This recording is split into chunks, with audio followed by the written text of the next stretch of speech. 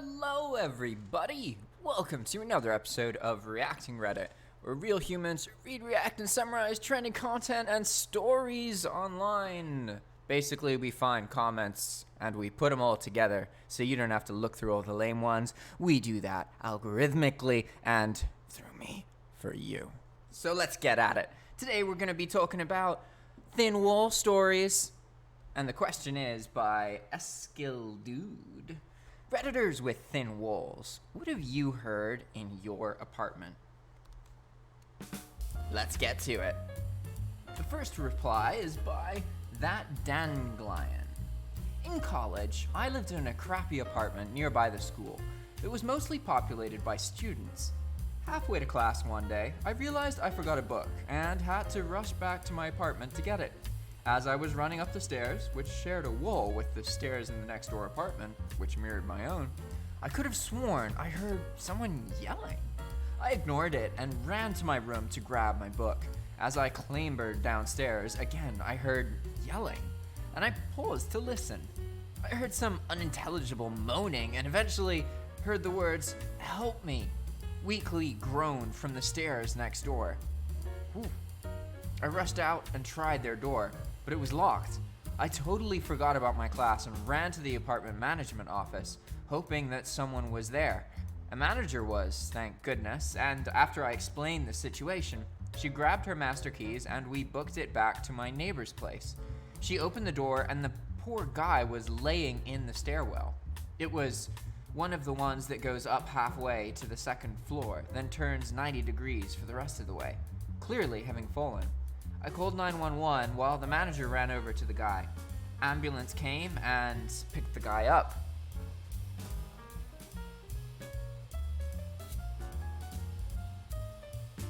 That meme's way too long. Ambulance came and picked him up. And I later learned that he had fallen down the stairs after passing into a brief diabetic coma. I guess he hadn't eaten in some time. I don't know too much about how diabetes works. Anyhow, to this day, I feel grateful that I forgot that book. That poor guy could have died, slumped halfway down the stairs with his face in the carpet. Also, relevant to the thread, I was grateful for the thin walls. Just enough. Thin walls usually suck. Whoa, look at that! Our first comment was all positive, and whoa, go internet, awesome. All right, let's see what's next. Original poster clearly is talking about talking to people for work or business. Wouldn't stop everything, obviously won't cut it when you are talking about a business meeting conference. 5 seconds of inappropriate ecstasy moaning of a girl masturbating going off when you speak is going to raise eyebrows all the same. So yes, it's better. It's better, and I'm sure OP has already thought of it, but better is still a gamble, as original poster have said. PTT would not change that. That was a reply to something I didn't read, you guys. Very confusing. Azurko says, I once heard a former roommate laughing with his then girlfriend about how they're fucking me over on money. Turned out they were taking my utility portion and buying their own things, various games and alcohol.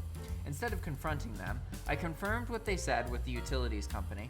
They hadn't paid the bill in 2 months, and I moved all my stuff out that day while they were at work. For good measure, I took myself off the lease, and told them that the girlfriend had been there 6 months. That's funny.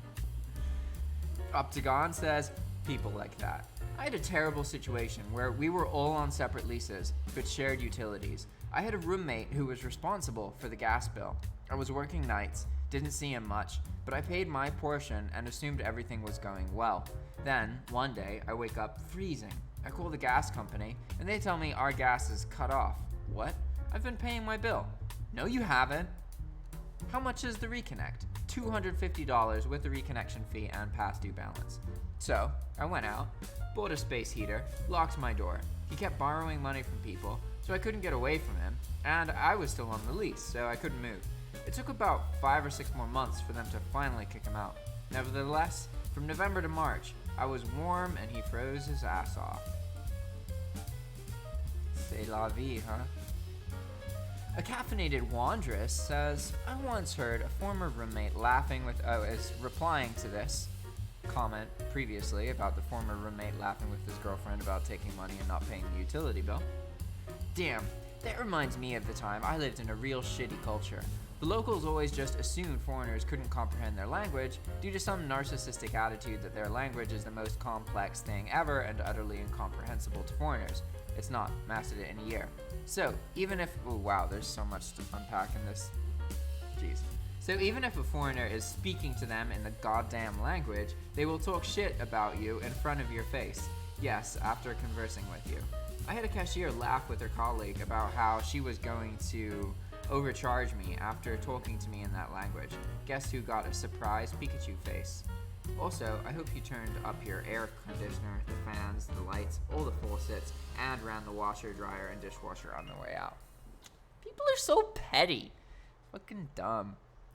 Like, yeah, most humans are shit, and life isn't fair. But, I mean, how long are we gonna spend bitching and moaning about that reality, you know? I don't know about you, but nobody ever told me life was fair, you know? Shit happens to people. Good things happen to bad people, bad things happen to good people. Nothing about the world is fair. I mean, maybe individual components about it, but as a whole, life isn't fair. That's not a thing that makes sense. That would mean that the same opportunities are available to all the humans. And that's not really true. In some ways, it could be, you know. You listening to this, you could earn money online, but to be honest, if you don't live in a cheap country that you consider underdeveloped, well, then you probably aren't going to be able to do it. So in that way, it's not fair because anybody, believe it or not, who lives in a place like Pakistan or the Philippines or Nicaragua, any of these places that the U.S. deems underdeveloped, technically these individuals are more likely to earn money online and be able to earn more than their friends and family who work with college degrees. It's totally possible to live in a country like this. Just work an hour or two a day and provide for your life. Whereas that's totally not possible in the US. I mean, it is possible, but the chance of you paying all your bills in the United States just within an hour or two of work, it's really, really challenging to get a lifestyle like that. So in some ways, it's not fair for you if you're a person in the United States. If you want to earn money online, you have a disadvantage compared to someone from a foreign, lesser developed country. And this was a long tangent just to point out how life isn't fair. Sometimes things you wouldn't expect to happen, and there's nothing you can do about it. Putin approves. Next comment says, by Mats the Lance, years ago I had an upstairs neighbor. At 2 a.m. every night, I would hear something sprint across the entire apartment. I realized 3 things. It was very fast, it took small strides, and it never deviated from its path. One day, I saw my neighbor outside and I said, I don't know how you have energy at 2 a.m. He responded with, dude, I've been working. Midnight to 8 a.m. shift for 15 years. Doesn't bother me at all. That night, I watched him leave his house, drive off, and waited 2 hours. At exactly 2 a.m., I heard what sounded like 2 feet hit the floor in his bedroom, and the marathon started. A few weeks later, I see him outside. I tell him what I hear at night, and he says, that's strange. No one has my keys. It's just me and my rabbit up there.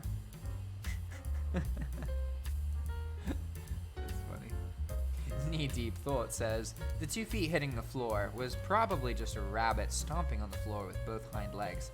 They do this when they're alarmed or angry, and rabbits tend to be the most active around dawn or dusk, so the 2 a.m. thing is a little unusual, but running around the apartment like a little insane bowl of fur is totally normal and healthy.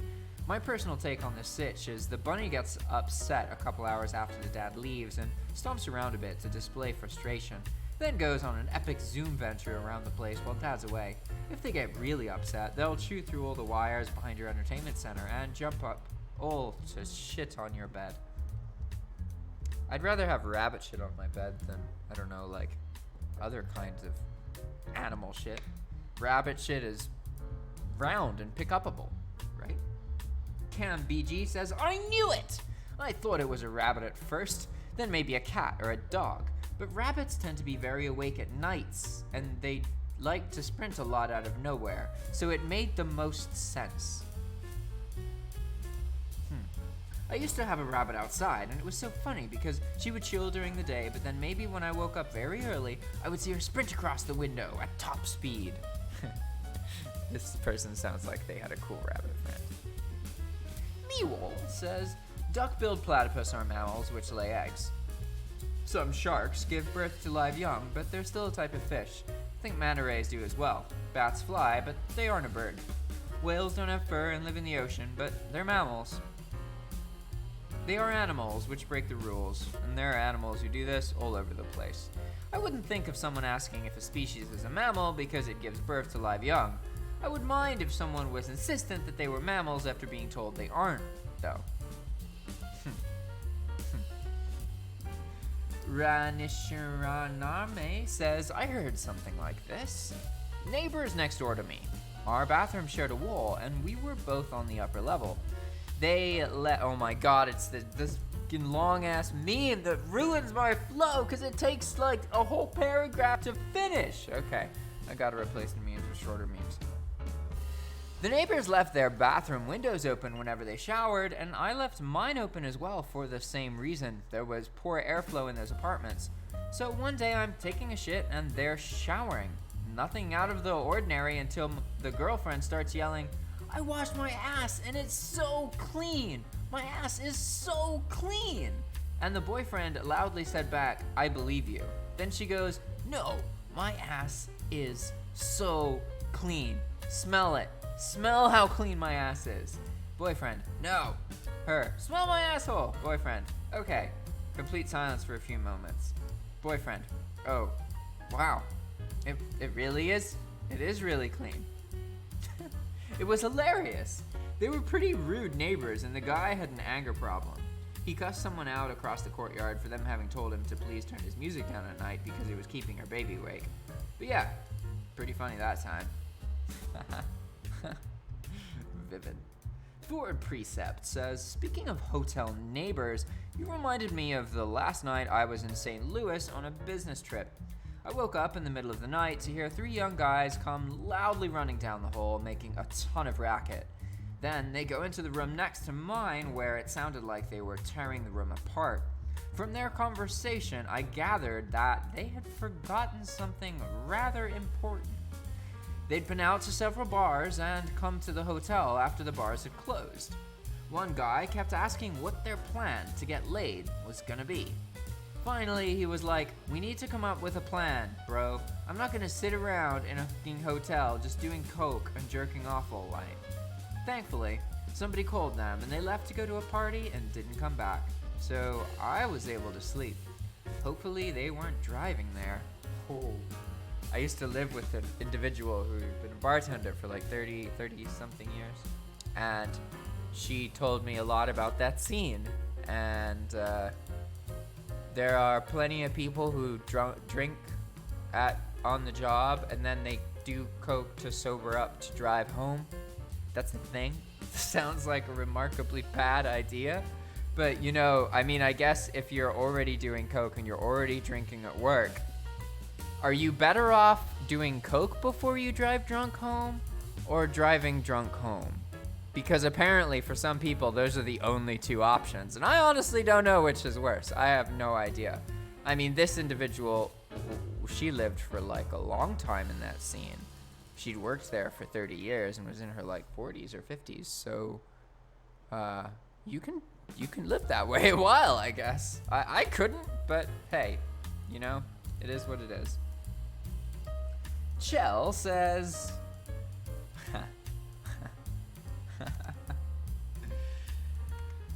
my husband and I have a healthy sex life, but he has severe Crohn's disease.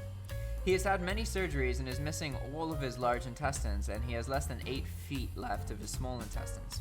Oh my god, we got the Jack Black meme again. This is the 3rd time in this video. That's a lot. Sorry, I know if you're just listening to the audio, you have no idea what I'm talking about, and that's fine. You're better off that way. So, okay, let me restart. My husband and I have a healthy sex life, but he has severe Crohn's disease. He has had many surgeries and is missing all of his large intestines and has less than 8 feet left of his small intestines. He has an ostomy bag twice. When he had the bag, if it filled up while we were having sex, he'd get up to empty it and come back. Now that he doesn't have the bag anymore, he gets up to go because when you gotta go, you gotta go. In his case, he goes often. I don't know if that's the same for that couple, but that's my guess.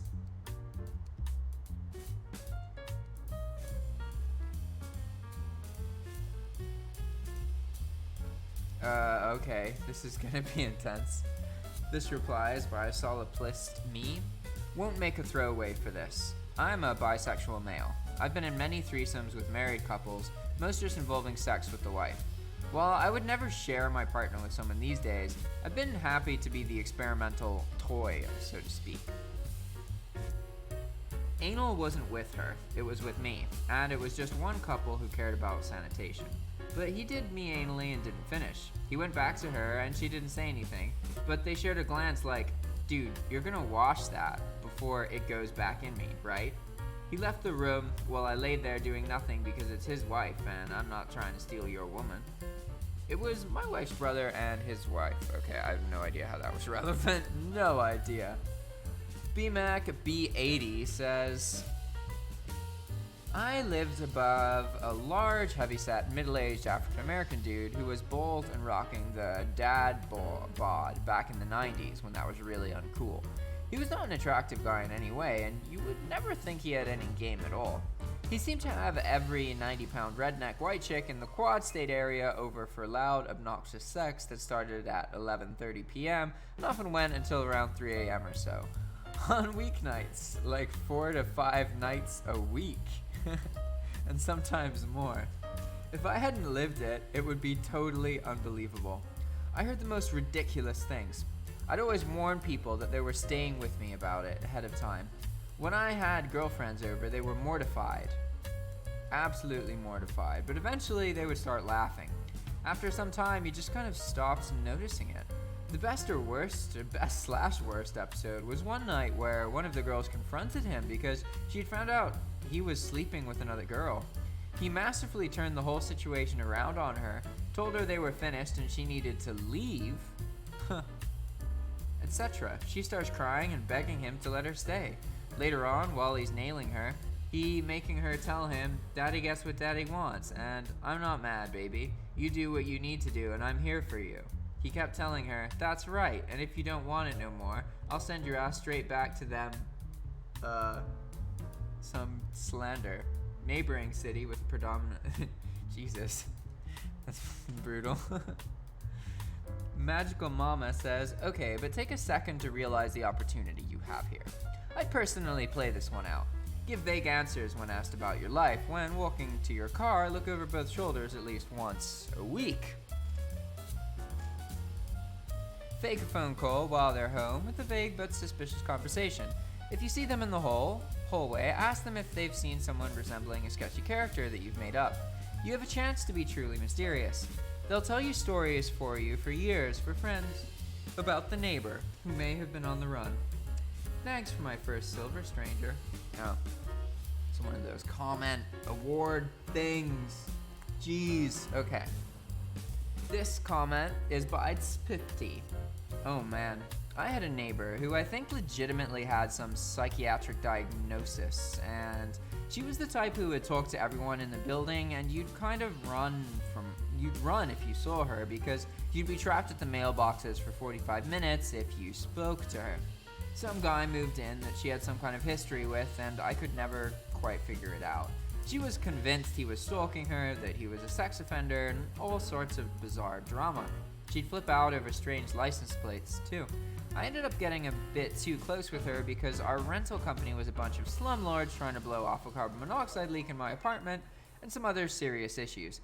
I think she hurt my case in the end trying to get someone out to the building to deal with stuff because she'd call places supposed to be talking about the legitimate problems in the building, and then she would launch into her conspiracy-built bullshit.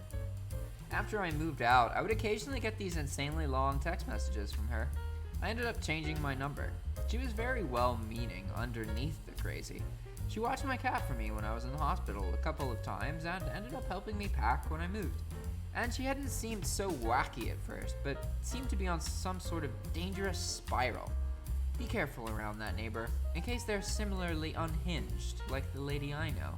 She ended up being the one stalking the dude, so she was very sure he was stalking her, and a lot of other super bizarre stuff. I was just an innocent bystander, but I was glad that I got out of there when I did. Next story is by Sifera. I had this exact same thing happen about 12 years ago when I was pregnant with my oldest. I was tired, so I laid down for a nap, trying to ignore the action movie that my husband was watching. After somehow falling asleep for a while, I end up waking to a male voice going, "No, please, put down the knife. Can we talk about this?" And then a dramatic outcry that sounded as if he'd been stabbed. I was shocked. I was scared. I was mortified. Jack Black's in an I-beam! Figured hubby was still watching the action movie, go out for the kitchen and a snack, but the TV's off. I freak out and tell him what I heard, and he called the police. We never heard about anything else after that, though. Yeah, sounds like maybe somebody else was watching TV or something. Aromatic Bird says, I lived next to a couple some years ago, and they came home after a night out and started fighting about who was better at darts. I thought they were just joking, but it got pretty heated. The doors were slammed. Since people were asking, they were playing darts at the bar earlier that night. From what I could tell, they were playing as a team. Oh, and the boyfriend wasn't pulling his weight and was super defensive about it. He had an off night, allegedly. The girlfriend was mad he couldn't accept that she was better. I'm no detective, but I think that they had some sort of serious relationship issues, bigger than darts. Actually, no, they just said some relationship issues bigger than darts. That's funny. I wonder how many times people mishear things. Yeah, people mishear stuff a lot. All right, last comment. This one's by Durban2. As a teenager, I had hooked up my stereo to my Xbox so that I could play Guitar Hero really loud. I got bored after a while and switched to GTA 5, but still had the stereo hooked up. Apparently, the characters screaming, arguing, and hearing gunshots made my neighbor think that I was fighting with someone in my apartment. So they called the cops and told them I was beating someone up. The cops insisted on coming in and examining everyone in the house. My mom was in her room taking a nap, so I had to wake her up, and she came into the living room where they shined a light in her face, looking for signs of me hitting her, and then left. It was very odd. People who sleep that deep amaze me. I sleep very deep as well. It's nice. I can sleep through a lot, but as soon as there's anything remotely like an alarm, I'm up immediately. I lived in the dorms with a guy for a year in college, and he had the loudest alarm clock I'd heard right next to his head, and he'd sleep through the thing like it wasn't even on. I'd usually let it go for a couple minutes and then go shake him to wake him up. That's the only thing that would do it. I got home once and it was going off. I could hear it in the hall. It was the afternoon, so I figured he'd accidentally set it and left. Nope. He took a nap, and once I got him up, he was like, I was supposed to be up 30 minutes ago. Yeah, it's funny how I know some people like that where our brains just manage to completely block out the noise. Heavy sleepers are heavy sleepers. Alright everybody, thanks for watching. If you like this kind of content, please do one of the 4 following. Like this video, check out another video, comment below, or subscribe to our channel. You could also, reach out to us. But very few people are ever going to do that. It's like 1 in every 1,000. So you're probably not one of those people. Anyway, if you want to reach out to us, not that you're one of those people, just get our email address from our About page on this YouTube channel, all right? And we'll set up a Zoom call with you. Thanks for watching. See you next time. Ciao.